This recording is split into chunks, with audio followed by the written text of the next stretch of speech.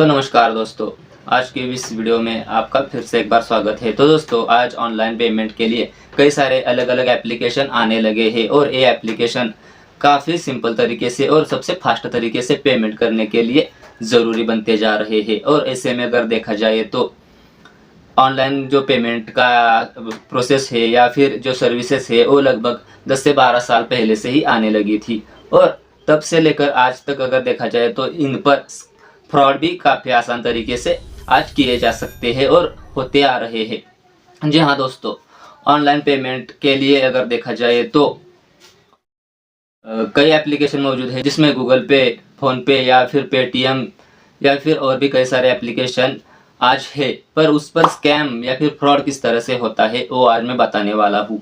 इस पर मैंने एक शॉर्ट वीडियो काफ़ी साल पहले बनाई थी, पर वायरल ना होने की वजह से वो मुद्दा भी वहीं पर दब गया। पर मेरे हिसाब से अगर ज़रूरी टॉपिक है तो वो वायरल होने चाहिए ताकि उस पर भी सरकार का या फिर गवर्नमेंट का जो है वो फोकस आ जाए। सही बात है। और ऐसे में अगर देखा जाए तो मैंने कई ऐसे तरीके बताए हैं या फिर कई सारे मुद्दे ऐसे बताए हैं जिससे काफ़ी लोगों का फ़ायदा हो सकता है, पर वायरल होने के लिए काफ़ी बड़ी बड़ी बातें करनी पड़ती है। और अगर देखा जाए तो कई बार झूठ मूठ की कहानियाँ भी उसमें ऐड करनी पड़ती है, तब जाकर कई वो कंटेंट थोड़ा बहुत वायरल हो जाता है। ज़रूरी कंटेंट कई बार दब जाते हैं। जी हाँ दोस्तों, और अगर देखा जाए तो मैं इस वीडियो में इसी टॉपिक पर बात करने वाला हूँ। मैंने कुछ 1-1.5 साल पहले एक मशीन मंगवाई थी और वो मशीन लगभग मुझे 35,000 के आसपास मिली थी और वो व्यक्ति था वो दिल्ली से था और मैं जो रहता हूँ वो महाराष्ट्र के सातारा जिले से हूँ और ये जो डिस्टेंस है वो काफ़ी ज़्यादा है। पर इस तरह की जो खरीदी व बिक्री होती है वो काफ़ी बार और भी लंबे डिस्टेंस के साथ हो जाती है। मतलब कि कन्याकुमारी से लेकर कश्मीर तक जो खरीद बिक्री होती है वो हो जाती है और जब आगे वाला व्यक्ति ट्रस्टेड हो तभी ऐसे लेन देन आसानी से हो जाते हैं। पर कौन कब किसी को फंसाएगा इसकी तो कोई गारंटी नहीं होती है। सही बात है। तो मेरे साथ भी कुछ ऐसा ही हो गया था 1.5-2 साल पहले। अब वो व्यक्ति जो था वो दिल्ली से था, उसने मुझे 35,000 के आसपास जो थी वो मशीन भेजी भी थी और जब मुझे उसी मशीन के दूसरे पार्ट चाहिए थे तभी मैंने उसी से कांटेक्ट किया, क्योंकि अब थोड़ा बहुत भरोसा बढ़ गया था। और अगर देखा जाए तो दूसरी बार मैंने लगभग 12,000 का जो मशीन पार्ट है वो उससे ही खरीदा।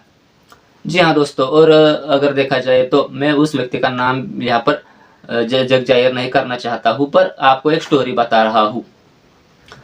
तो दूसरी बार यहाँ पर उसने एक छोटी सी बिल्टी होती है वो बनाई और अगर देखा जाए तो उसी के भरोसे अगली पेमेंट की जा सकती है या फिर बिल्टी जब बनती है तब यहाँ पर वो सामान या फिर वो जो प्रोडक्ट है वो कुरियर के लिए भेजा गया है, इस तरह से समझा जा सकता है। इसलिए मैंने थोड़े थोड़े पेमेंट करके लगभग 12,000 रुपये उसे भेज दिए। अब वो जो व्यक्ति था वो था दिल्ली से और मैं इतने दूर। तो मैंने कुछ दिन तक इंतज़ार किया और वो मुझे आगे आ रही है या फिर इस सिटी में है उस सिटी तक पहुंच गए है, इस तरह से घुमाने लगा और अंत में उसने मुझे ब्लॉक ही कर दिया। तो इस तरह के जो स्कैम है वो ऑनलाइन फील्ड में कहे या फिर खरीदी बिक्री जब होती है तब होते ही रहते हैं। अब जो मैंने पेमेंट किया था वो ऐसे ही एप्लीकेशन से किया था जो कि काफ़ी फास्ट तो था, पर मुझे एक भरोसा था कि सामने वाले व्यक्ति को पैसे मिल गए हैं तो वो कम से कम सामान जो था वो भेज देगा या फिर थोड़ा सा लो क्वालिटी का तो सामान भेज ही देगा, पर ऐसा नहीं हुआ। अब यहाँ पर सबसे ज़रूरी मुद्दा आ सकता है कि मैंने कंप्लेंट क्यों नहीं की या फिर अगर देखा जाए तो इस पर ज़्यादा फोकस क्यों नहीं किया या फिर उस व्यक्ति तक क्यों नहीं पहुँच गए या फिर दिल्ली तक मैं क्यों नहीं गया।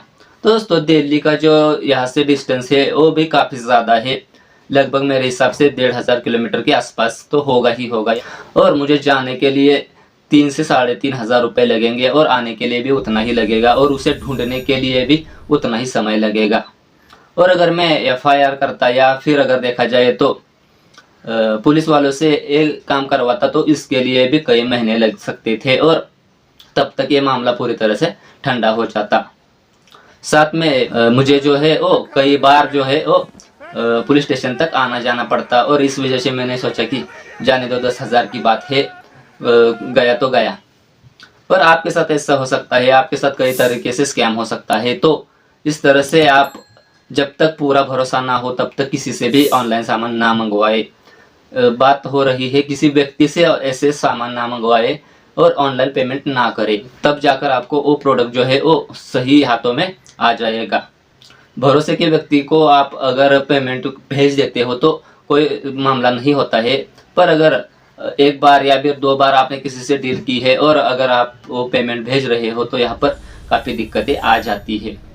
दोस्तों, ऑनलाइन एफआईआर करने के लिए या फिर ऑनलाइन स्कैम जब होता है तब वहाँ पर आपको कई वेबसाइट मिल जाते हैं जहाँ से आप ऑनलाइन ही कंप्लीट कर सकते हो। आपके जो पेमेंट के स्क्रीनशॉट होते हैं या फिर जो भी रजिस्ट्रेशन नंबर होते हैं या फिर पेमेंट नंबर होते हैं, उन्हें आप उन वेबसाइट पर भेज सकते हो और उसके हिसाब से आपको पेमेंट मिल जाती है। ऐसा गवर्नमेंट वेबसाइट दावा करते हैं, कई सारे और क्रिएटर दावा करते हैं, पर मुझे 1 या 2 व्यक्ति भी ऐसे बता दीजिए जिन्होंने उन वेबसाइट का सहारा लेकर उनका जो पैसा किसी ने डुबाया था, किसी ने स्कैम या फिर फ्रॉड करके लूट लिया था, वो वापस मिल गया हो। जी हाँ दोस्तों, आप पूरा का पूरा इंटरनेट, पूरे के पूरे न्यूज़पेपर ढूंढ लीजिए, सर्च कर लीजिए, आपको ऐसे मामले मिलेंगे ही नहीं जहाँ पर उन वेबसाइट की मदद लेकर किसी ने अपना जो पैसा गया था या फिर लूटा गया पैसा वापस पा लिया था। होगा ही नहीं दोस्तों इस तरह का। अगर पेमेंट को सक्सेसफुली और सही व्यक्ति तक पहुंचाना है तो यहाँ पर ट्रस्टेड व्यक्ति से ही अपनी डील करें। और अगर देखा जाए तो इस पर एप्लीकेशन ने भी कुछ सुधार करने ज़रूरी है। और अगर देखा जाए तो जो फ्रॉडस्टर होते हैं या फिर जो स्कैमर होते हैं तो कुछ ऐसे ही व्यक्ति को चुनते हैं फ्रॉड करने के लिए। जैसे मान लीजिए ज़्यादा से ज़्यादा डिस्टेंस 2 व्यक्ति के बीच में है या फिर पहली बार किसी से डील हो रही है तो यहाँ पर स्कैम होगा ही होगा। और मेरे साथ यहाँ पर 1 नहीं 2 बार स्कैम हुआ था। जब एक 12,000 का स्कैम जो मैंने पहली बार बताया था और दूसरी बार 3,000 का स्कैम, व्यक्ति सेम सिटी से थे और अगर देखा जाए तो वो दिल्ली के आसपास के ही थे। तो इस तरह से देखा जाए तो स्कैम होता है। ज़्यादा से ज़्यादा डिस्टेंस हो तो उन्हें भी पता होता है कि व्यक्ति यहाँ तक तो नहीं आएगा या फिर ज़्यादा इस मामले को खींचेगा नहीं। इस वजह से स्कैमर्स की भी ज़्यादा से ज़्यादा डिमांड बढ़ जाती है, ज़्यादा से ज़्यादा वो स्कैम करने के लिए प्रोत्साहित होते हैं लॉन्ग डिस्टेंस की वजह से। जो व्यक्ति वहाँ तक जा सकता है उनसे लड़ सकता है, या फिर अगर देखा जाए तो जिनके पुलिस वालों के साथ अच्छे खासे संबंध है या फिर घर में ही कोई पुलिस वाला व्यक्ति है तो वो यहाँ पर लड़ सकता है या फिर ऐसे स्कैम के खिलाफ खड़ा हो सकता है। पर मेरा काम है आपको सतर्क करना। तो इस तरह से मैंने आपको सतर्क किया। अनजान व्यक्ति से ज़्यादा तो डील मत कीजिए और अपने लोकल शॉप से कोई भी वस्तु खरीद लीजिए। तो दोस्तों, अब मैं आपको एप्लीकेशन को क्या करना ज़रूरी होगा वो बता रहा हूँ। तो एप्लीकेशन जो पेमेंट के लिए इस्तेमाल किए जाते हैं उन पर गूगल अकाउंट से एक आईडी बनाई जाती है या फिर फ़ोन नंबर से एक अकाउंट बनाया जाता है और उस फ़ोन नंबर के साथ जितने भी बैंक लिंक होते हैं वो ऑटोमेटिकली ऐड हो जाते हैं ओटीपी के ज़रिए, या फिर अगर देखा जाए तो आपको मैनुअली उन्हें ऐड करना पड़ता है। अगर ये बात भी छोड़ दे तो आधार कार्ड से भी कई एप्लीकेशन जो है वो पेमेंट ऐप पर अकाउंट बनाने का मौका दे देते हैं। फ़ोन पर आप जो है वो आधार कार्ड से भी जो बैंक अकाउंट है वो लिंक कर सकते हो। तो इन 2 से 3 तरीक़ों से आप बैंक अकाउंट को पेमेंट एप्लीकेशन पर जोड़ सकते हो। ये एकदम सिंपल प्रोसेस है। पर जब पेमेंट किया जाता है तो क्या होता है, ज़्यादा से ज़्यादा आपको एक पिन जो है वो एंटर करना होता है पेमेंट सामने वाले व्यक्ति तक पहुंचने के लिए। अब ये पिन का ही ऑप्शन यहाँ पर क्यों दिया गया या फिर और भी सिक्योरिटी ऑप्शन यहाँ पर क्यों नहीं दिए गए? क्योंकि दोस्तों पिन जो है वो ज़्यादा से ज़्यादा 4 या फिर 6 अंकों का हो सकता है और ये एक व्यक्ति को याद आराम से रह जाता है। पर अगर देखा जाए तो आप परमिशन दे रहे हो, आप पिन एंटर कर रहे हो, मतलब कि आप उस पेमेंट को अप्रूव कर रहे हो सामने वाले व्यक्ति के लिए, आपकी परमिशन के साथ वो पेमेंट जा रहा है, ये तो बराबर है। पर सामने वाला व्यक्ति पैसे लेकर आपके पैसे लौटा ही ना दे तो तब क्या करना चाहिए या फिर तब क्या होगा? तो वो पैसे तो चले गए क्योंकि आपने परमिशन दे दी कि भाई तू ले जा वो पैसे, मैंने आपको परमिशन दे दी है, तू मेरे साथ स्कैम कर या फिर ना कर। इस तरह से आपने उन्हें परमिशन दे दी है। पर ज़रूरी सवाल यही होता है कि जो प्रोडक्ट है वो जब तक आपके पास नहीं आता तब तक आपकी पेमेंट काफ़ी रिस्क में ही रहती है। जी हाँ दोस्तों, ऐसा नहीं होता है कि आपने किसी व्यक्ति से कोई प्रोडक्ट ले लिया है तो वो 1 आधे घंटे में दिल्ली से आप तक आ जाएगा या फिर आसाम से आप तक आ जाएगा। उसके लिए 2 से 4 दिन तो लगते हैं और पेमेंट आपने कर दी है तो आपको भरोसा भी होना चाहिए, और भरोसे रख के भी आपके साथ स्कैम हो जाए तो क्या होगा। तो यहाँ पर कई लोगों की डिमांड थी कि जिस तरह से कॉल आता है या फिर कॉलर आईडी में भी उस व्यक्ति का एक रियल नाम होना चाहिए, और ये ट्राई भी शुरू करने के मूड में है या फिर कहे ट्राई भी इसको अनुमति दे देगी। जी हाँ दोस्तों, एक इस तरह से होगा कि आप किसी को कॉल कर रहे हो तो आपके आधार कार्ड पर जो नाम होगा वो सामने वाले व्यक्ति को दिख जाएगा जैसे ट्रू कॉलर में दिखता है। तो ये मामले ऑनलाइन पेमेंट एप्लीकेशन पर भी होने चाहिए। तो इस तरह के नाम जो है वो पेमेंट एप्लीकेशन पर होते ही है, पर ये नाम जो है होते हैं वो जो अकाउंट बना रहा है वो डिसाइड करता है कि क्या रखना है। जी हाँ दोस्तों, अगर आपका रियल नाम जो है वो गणेश है और आप पेमेंट एप्लीकेशन में रमेश लिखना चाहते हो या फिर ऐड करना चाहते हो तो वो भी हो सकता है, मतलब कि सामने वाले व्यक्ति को आपका नया नाम रमेश ही दिख जाएगा, और इस वजह से कई बार गड़बड़ हो जाती है। रियल नाम तो छोड़ो, कई जो व्यक्ति है वो कोई भी रैंडम नंबर तक अकाउंट नेम में डाल देते हैं, मतलब कि सामने वाले व्यक्ति को वही दिखेगा जो वो व्यक्ति दिखाना चाहता है। तो इस वजह से भी कई बार गड़बड़ हो जाती है। रियल पर्सन कौन है, उसका एड्रेस क्या है, या फिर वो जेन्युइन काम कर रहा है या नहीं, वो यहाँ पर देखने को नहीं मिलता है। तो पेमेंट एप्लीकेशन को क्या करना चाहिए वो मैं अब बता रहा हूँ। तो जो आधार कार्ड नेम है उसी नेम को यहाँ पर पेमेंट एप्लीकेशन पर होना चाहिए, या फिर जो बैंकिंग नेम है वही पेमेंट एप्लीकेशन प्रोफाइल पर होना चाहिए, मतलब कि वो व्यक्ति चाहे तब भी चेंज ना कर पाए। इस तरह से एक सिक्योर नाम उस व्यक्ति का उस अकाउंट के लिए होना चाहिए।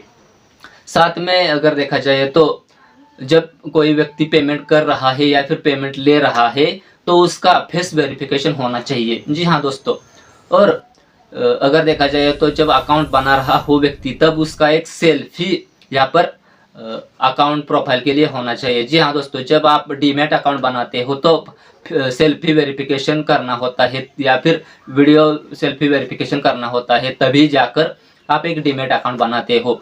और यहाँ पर भी लाखों की हज़ारों की बात हो रही है पेमेंट एप्लीकेशन के लिए, तब यहाँ पर ऐसा क्यों नहीं है। तो फेस वेरिफिकेशन भी पेमेंट एप्लीकेशन के लिए होना चाहिए, और जब व्यक्ति पेमेंट कर रहा हो या फिर ले रहा हो तो दोनों को अपना जो कैमरा का एक्सेस है वो देना होगा, तब जाकर या फिर फेस वेरीफाई आपस में करके ही वो पेमेंट होनी चाहिए।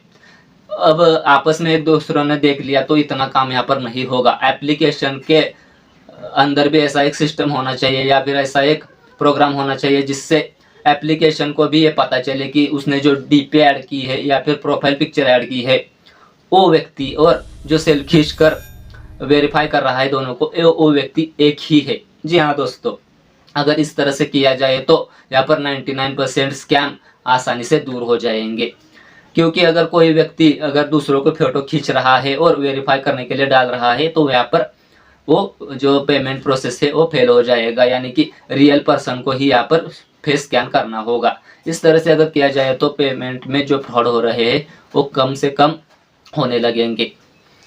यहाँ पर मैं कहूँगा कि 100% ही ये मामले दूर हो जाएंगे। अगर देखा जाए तो यहाँ पर एक रेटिंग की सर्विस भी होनी चाहिए या फिर ऑप्शन होना चाहिए, मतलब कि मेरा दोस्त है और वो मुझे काफ़ी बेहतरीन तरीके से पेमेंट हर बार करता है, या फिर कोई दुकानदार है उससे आप पेमेंट करते हो, तो ये सर्विस जो है वो आपस में या फिर एक दूसरे के आसपास ही हो रही है या फिर आमने सामने हो रही है, तब एक रेटिंग का भी बॉक्स होना चाहिए कि वो व्यक्ति जो है वो ट्रस्टेड व्यक्ति है। जी हाँ दोस्तों, यहाँ पर आप एक प्रोडक्ट ऑनलाइन खरीदते हो तो आप वहाँ पर एक रेटिंग देते हो कि वो प्रोडक्ट आपने जो खरीदा है वो अच्छे पैकेजिंग के साथ आया है या नहीं, या फिर डैमेज प्रोडक्ट आया है या नहीं, या फिर वो प्रोडक्ट आपने कितने दिनों तक यूज़ किया और वो कब तक अच्छी तरह से अच्छी क्वालिटी में बना रहा। इस तरह से आप एक रेटिंग करते हो, तो ऑनलाइन पेमेंट में भी एक अच्छे खासे रेटिंग बॉक्स भी होने चाहिए। जी हाँ दोस्तों, तभी यहाँ पर जो फ्रॉड है वो कम हो जाएंगे और जो प्रशासन है या फिर पुलिस टीम है उन पर जो प्रेशर बनता है ऑनलाइन फ्रॉड का, वो भी कम से कम हो जाएगा। तो दोस्तों ये जो 2 से 3 तरीके मैंने बताए हैं वो मेरे थॉट्स हो सकते हैं, या फिर मैं जब ब्लॉगर यूज़ करता था तभी मुझे कुछ इस तरह से आइडियाज़ आते थे जो मैं आर्टिकल के माध्यम से बताता था, पर अब मैं वीडियो के माध्यम से भी बता रहा हूँ। अगर ये आइडियाज़ आपको पसंद आए हो तो आपको इस वीडियो को लाइक करना है। अब ये वीडियो आप शेयर किसको करोगे वो आप डिसाइड कर लीजिए, पर इसे लाइक और मेरे चैनल को सब्सक्राइब जरूर करना है। मिलते हैं अब अगले वीडियो में, तब तक के लिए नमस्कार।